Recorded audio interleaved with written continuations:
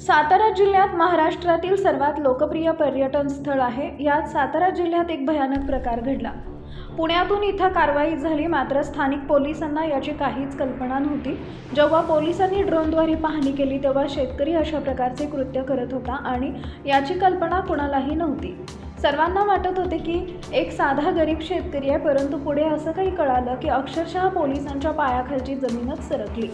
त्या पोल्ट्री फार्ममध्ये असा काही प्रकार चालू होता की संपूर्ण महाराष्ट्र हादरून गेला।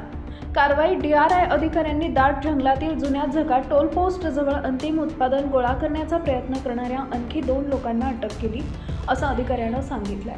5 आरोपींपैकी 4 जणांना यापूर्वी नार्कोटिक ड्रग्ज अँड सायकोट्रॉपिक सबस्टन्स कायद्याअंतर्गत अटक करण्यात आली होती किंवा मोक्का महाराष्ट्र संघटित गुन्हेगारी नियंत्रण कायद्याअंतर्गत खटला दाखल करण्यात आला होता, असं अधिकाऱ्यानं सांगितलंय।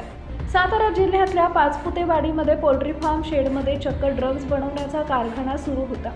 बिहारमधून आणलेल्या कामगारांकडून ड्रग्ज बनवून घेतलं जात होतं। DRI विभागाच्या गुजरातमधील 3 IPS अधिकाऱ्यांनी मध्यरात्री धाड टाकून सगळं साहित्य जप्त केलं, ज्यात 6000 कोटींचे ड्रग्ज जप्त करण्यात आलं। महाराष्ट्र केसरी संजय पाटील खून प्रकरणातील प्रमुख आरोपी असलेला बाबा मोरे यांचा हा कारखाना असल्याची माहिती असून त्याला ताब्यात घेतलं आहे। विशेष म्हणजे इतका मोठा ड्रग्जचं रॅकेट सुरू असताना कराड पोलिसांना त्याचा मागमूसही नव्हता। महसूल गुप्तचर संचालनालयानं महाराष्ट्रातील सातारा जिल्ह्यात एका मोबाईल मॅफेड्रॉन उत्पादन युनिटनं ही कारवाई केली, ज्यामध्ये 55 कोटी रुपयांचं मॅफेड्रॉन ड्रग्ज जप्त केले। 5 जणांना अटक करण्यात आली आहे। एजन्सीच्या म्हणण्यानुसार शुक्रवारी कराड तहसीलमधील एका दुर्गम भागात अधिकाऱ्यांनी ऑपरेशन सह्याद्री चेकमेट सुरू केले। पोल्ट्री फार्ममध्ये ड्रग्ज बनवण्याचा कारखाना सुरू होता। DRI इथं धाड टाकली। मॅफेड्रॉन तयार करण्यासाठी उपकरणांनी सुसज्ज असलेली एक पूर्णपणे कार्यरत प्रयोगशाळा आढळली, जी पोल्ट्री फार्मच्या रूपात होती। अधिकाऱ्यांनी सांगितले की युनिट शोध टाळण्यासाठी वारंवार ठिकाण बदलत होते।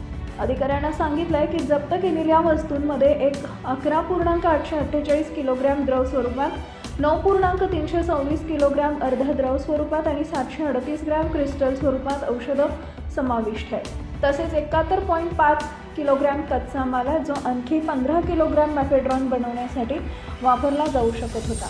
या औषधांची एकूण किंमत अंदाजे 55 कोटी रुपये आहे।